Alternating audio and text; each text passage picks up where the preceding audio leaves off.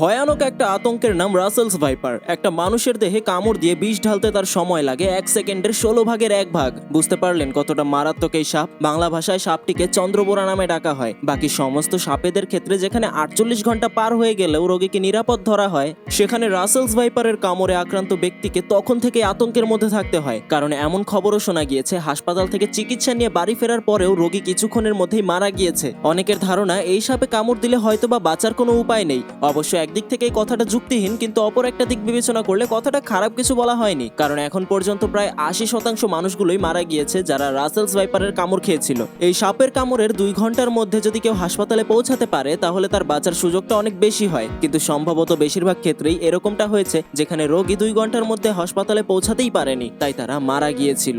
রাসেলস ভাইপারের কামড়ে রোগীর দেহে দ্রুতই তার বিষ ছড়িয়ে যেতে শুরু করে। এমনকি চিকিৎসা হওয়ার পরেও কামড় খাওয়া স্থানটায় পচন ধরতে শুরু করে, যার মাধ্যমে রোগীর অঙ্গহানিও ঘটতে পারে। এমনকি সেই পচন অংশ কেটে ফেলে দেওয়ার পরেও রোগীর বাঁচার আশঙ্কাটা পুরোপুরি নিশ্চিত হচ্ছে না। কিন্তু এতদিন কোথায় ছিল এই সাপ? বাংলাদেশে দীর্ঘ অনেকটা সময় যাবত এই রাসেলস ভাইপারদের দেখা পাওয়া যায়নি, আর বর্তমানে ধীরে ধীরে যেন এই সাপের পরিধি বেড়েই যাচ্ছে। সব থেকে বেশি এদের দেখা মিলে পদ্মা তীরবর্তী অঞ্চলগুলোতে, যার মাধ্যমে বোঝা যায় খুব সম্ভবত বন্যার পানিতে ভেসে অথবা কোনো দুর্ঘটনার কারণে এই রাসেলস ভাইপার চলে এসেছে আমাদের বাংলাদেশে। পাশাপাশি এদের প্রজনন ক্ষমতা অন্যান্য সাপেদের তুলনায় অনেক বেশি, কারণ অন্যান্য সাপ যেখানে ডিমের মাধ্যমে নিজের সন্তান জন্ম দেয়, সেখানে রাসেলস ভাইপার সরাসরি তার বাচ্চা প্রসব করে, যার কারণে অন্যান্য সাপেদের মতো ডিম নষ্ট হয়ে যাওয়া বা এ জাতীয় কোনো ভয় এই সাপের বংশবিস্তারে থাকে না। যেখানে অন্যান্য সাপেরা 30 থেকে 40টি ডিম দিতে পারে, সেখানে প্রজনন মৌসুমে একটা রাসেলস ভাইপার 70 থেকে 80টি বাচ্চার জন্ম দিতে পারে। এরা দেখতে কিছুটা অজগর সাপের মতো, কিন্তু দৈর্ঘ্য শুধুমাত্র 4 থেকে 5 ফুট হয়ে থাকে। গত শুক্রবার 21শে জুন রাতে বাংলাদেশ বন বিভাগের ফেসবুক পেজ থেকে একটা পোস্ট করা হয়। তাতে বন বিভাগ বলেছে গত 10 বছর আগেও এই চন্দ্রবোরা বা রাসেলস ভাইপার তেমন চোখে পড়তো না।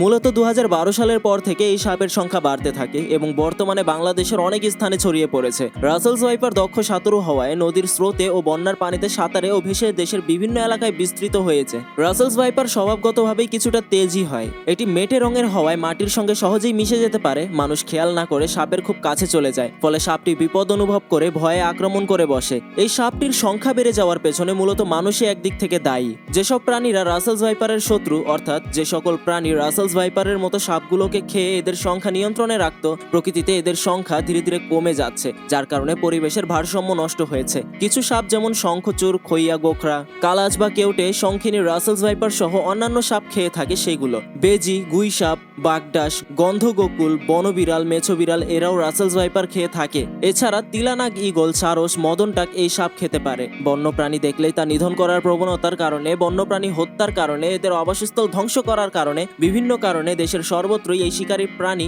আশঙ্কাজনকভাবে কমে গেছে, যার কারণে রাসেলস ভাইপারের সংখ্যাও অত্যাধিক হারে বেড়ে যাচ্ছে। তবে রাসেলস ভাইপার নিয়ে আতঙ্কিত না হয়ে সচেতনতা বাড়াতে হবে বলে জানায় বন বিভাগ। আর এজন্য রাসেলস ভাইপারের আক্রমণ ও ভয়ানক বিষ থেকে বাঁচতে 6টি নির্দেশনা দিয়েছে সংস্থাটি। নির্দেশনাগুলো হলো: যথাসম্ভব সাপকে এড়িয়ে চলুন, সাপ দেখলে তা ধরা বা মারার চেষ্টা করবেন না, প্রয়োজনে অভিজ্ঞ ব্যক্তির সাহায্য নিন, নিকটতম বন বিভাগ অফিসে খবর দিন। দ্বিতীয়ত, যে সকল এলাকায় রাসেলস ভাইপার দেখা গিয়েছে সে সকল এলাকায় চলাচলের বাড়তি সতর্কতা অবলম্বন করুন। তারপর রাতে চলাচলের সময় অবশ্যই টর্চ লাইট ব্যবহার করবেন। সাপে কাটলে ওঝার কাছে গিয়ে সময় নষ্ট করবেন না, রোগী শান্ত রাখার চেষ্টা করবেন। দংশিত স্থানের উপর হালকা করে বেঁধে দিন। অবশ্য এতেও মেডিকেলের কিছু ইস্যু রয়েছে, তবে সেখানে হালকা করে বেঁধে দিলে অবশ্য কোনো ক্ষতি হবে না। রোগীকে যত দ্রুত সম্ভব হাসপাতালে নিয়ে যান। এরপর মোটেও আতঙ্কিত হওয়া যাবে না, কারণ রাসেলস ভাইপারের অ্যান্টিভেনম নিকটস্থ হাসপাতালেই পাওয়া যায়। এরকম কয়েকটা নিয়ম ফলো করলে আপনি অনেকটাই এই সাপের আতঙ্ক থেকে মুক্তি পেতে পারেন। ভিডিওটা গুরুত্বপূর্ণ মনে হলে শেয়ার করে দিন বন্ধুদের সাথে।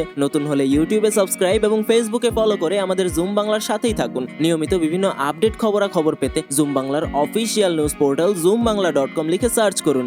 অবশেষে ভিডিওটি আপনি এই পর্যন্ত দেখেছেন, সেজন্য আপনাকে অনেক ধন্যবাদ।